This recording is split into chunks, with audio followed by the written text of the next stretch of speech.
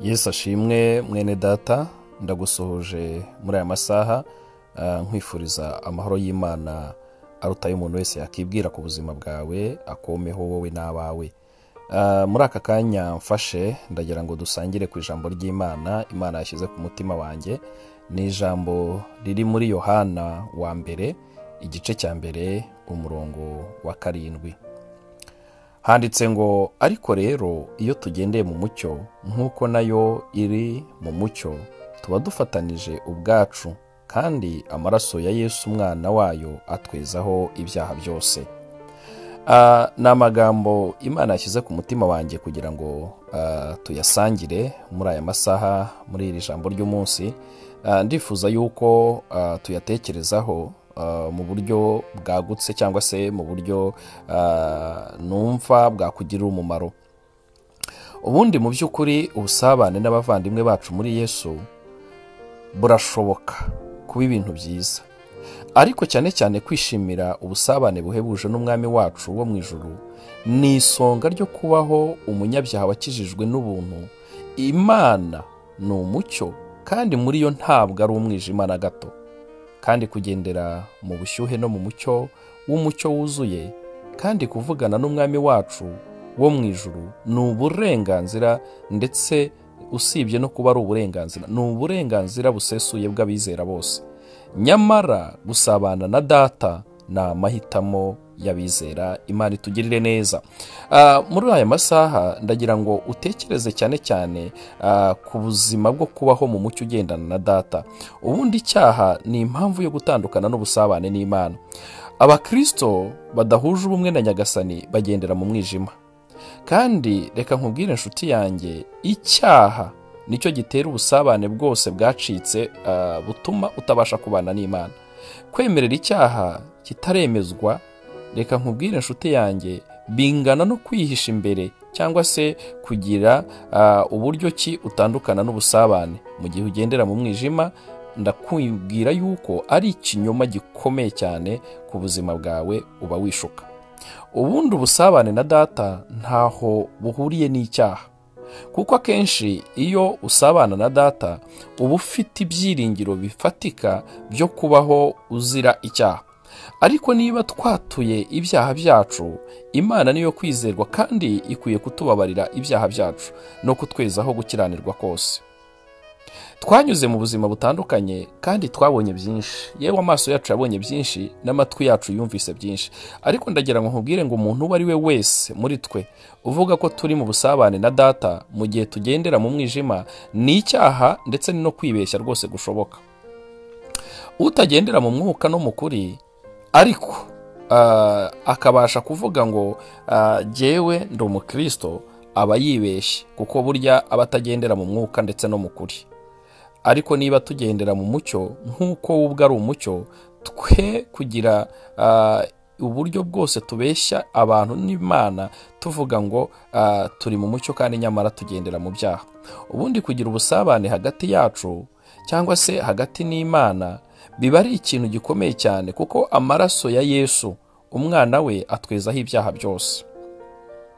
Mwene data nshuti yanjye unteze amatwi, mu gihe tumaze ku isi tuba mu mubiri waguye hamwe na kamere y'icyaha, igomba kubikwa, cyangwa se ntuwongere gutekereza gufata imisumari Yesu yatewe ku musaraba Igorigota ngo wongere utume imubabaza, cyangwa se umutera imisumari nk'uko byagenze.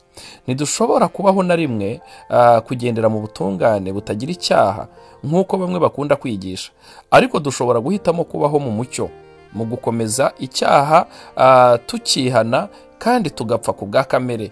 Kubaho kuri Kristo ndetse no kugendana nawe bizatuma tugirana ubusabane nawe, tukagandukira Imana.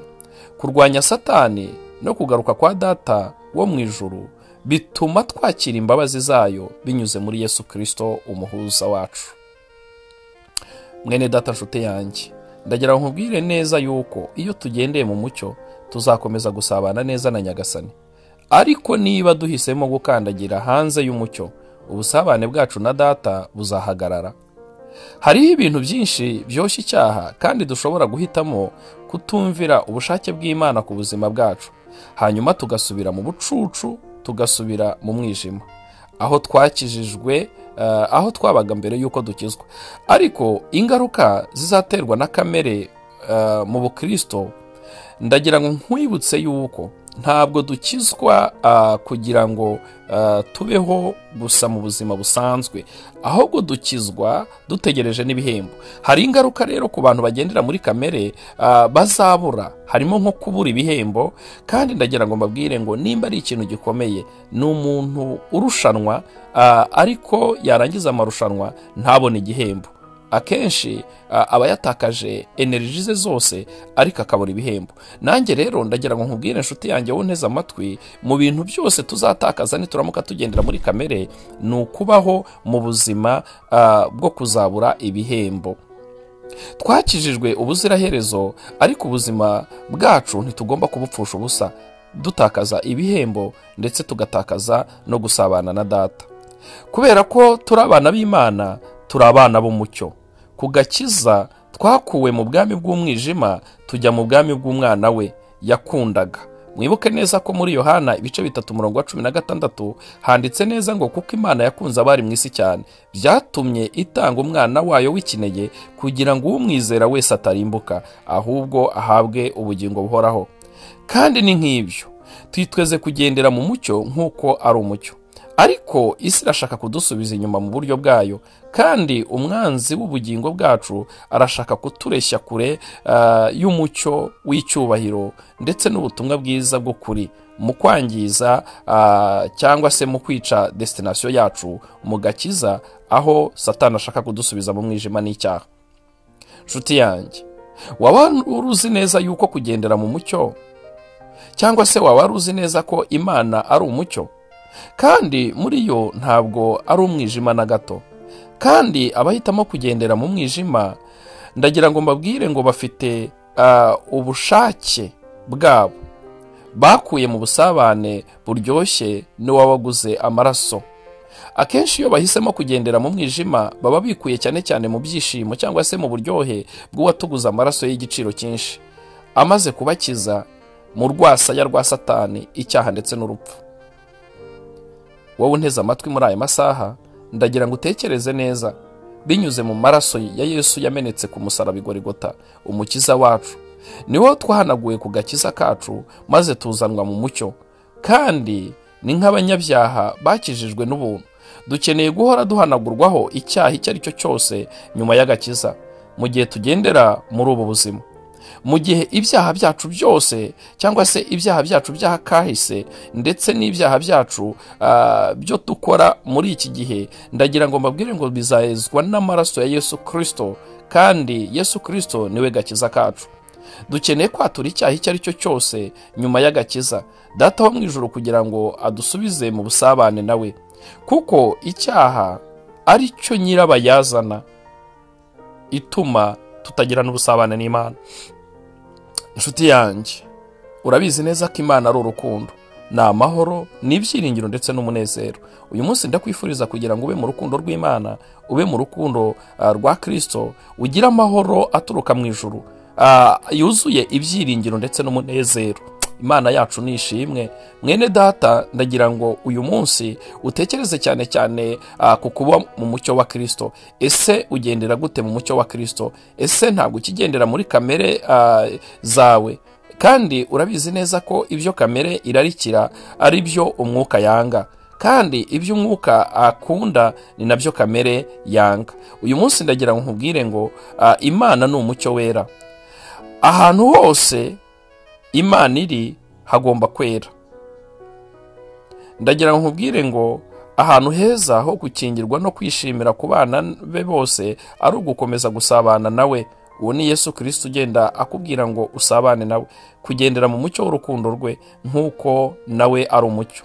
Iyo umunyabyaha wakijijwe n'ubuntu ahisemo kubaho mu mucyo nk'uko Imana ari umucyo, yafashe icyemezo cy'ubwenge, kuko atazishimira gusa ubusabane buhebuje na barumuna be cyangwa se n'abashiki be b'Abakristo hano muri iyi si gusa, ahubwo azabaho mu buzima bw'umucyo w'Imana, ariko azishimira ubusabane butavunitse n'Umwami Yesu Kristo bwe, no gusabana na Se ari we Data wa twese wo mu ijuru, ukomeye w'umucyo ndetse n'ubuzima n'ibyiringiro n'urukundo. Imana yacu nishimwe cyane. Ndagira ngo utekereze uyu munsi wa none, wibaze ese mu buzima bwanjye bwa buri munsi, muri uku kwezi cyangwa se mu minsi yose nabayeho, ndiho ndagendera mu mucyo w'Imana? Ndiho ndagendera uko Imana ishaka? Numara kubona yuko ugendera mu mucyo, ubwira Imana ngo Mana, komeza intambwe z'ibirenge byanjye kugira ngo ntamanuka nk'abagana muri rwa rwobo. Ndagira ngo nkubwire uyu munsi wa none, ufate icyemezo gihamye, uvuge ngo ubuzima bwanjye kubw'amaraso ya Yesu, kubw'amaraso Kristo yameneye ku musaraba w'Igorogota, ndagomba kugendera mu mucyo w'Imana. Imana ni umucyo, Imana ni urukundo. Kandi reka nkubwire inshuti yanjye, abashaka ubwiza n'icyubahiro no kudapfa babishakisha bakora ibyiza badacogora. Imana nayo izabaha ubugingo buhoraho. Uyu munsi ndagira ngo nkubwire ngo ubuzima ubayemo ni wowe ugomba kubutegura. Fatanya nanjye usengera isengesho, uvuge ngo Data unkunda, ndashaka kubaho mu mucyo w'urukundo rwawe buri munsi mu buzima bwanjye. Nifuza kukumenya cyane buri munsi no kubaho kwimika ndetse no kugira ubuzima bwanjye muri wowe. Ndasenga ngo ndusheho gukura nk'uko Yesu Kristo akuze, cyangwa se nk'uko Yesu Kristo ari. Urakoze, naguzwe n'igiciro cy'amaraso y'agaciro ya Yesu Kristo, kandi muri we nakiriye umucyo uhoraho n'ubuzima bw'iteka, ibyiringiro n'urukundo biva ku Mana, mu izina rya Yesu, amen. Reka nanjye mfatanye nawe ngusengere kugira ngo Imana iduhe kugendera mu mucyo wayo. Mana Data wa twese wo mu ijuru, ndasengera uyu muvandimwe kugira ngo umuhe kugendera mu mucyo wawe, mu izina rya Yesu. Hari ibimuca intege byatuma atagendera mu mucyo, ariko guhera uyu munsi wa none, reka ijambo ryawe rimubere itabaza rimurikira ibirenge bye. Mu izina rya Yesu, hari ibyo akeneye, hari ibyo yifuza mu buzima bwe, ndamusengeye mu byifuzo afite bya buri munsi, umuhe kugendera mu mucyo wawe, kuko akenshi kugendera mu mwijima ntako bisa. Mu izina rya Yesu ndinginga Imana kugira ngo ukore imirimo ikomeye uhereye none ukageza iteka ryose. Urakoze, ndagusabye Mwami kugira ngo ufashe uyu muvandimwe kandi umuhe icyo umutima wifuza uhereye none ukageza iteka ryose, mu izina rya Yesu, amena amena. Ndakwifuriza rero mwene data kuba mu busabane n'Imana ndetse no kugendera mu mucyo wa Kristo uhereye none ukageza iteka ryose, mu izina rya Yesu, amena. Shalom shalom shalom. Ndabakunda cyane. Imana ikumpera umugisha.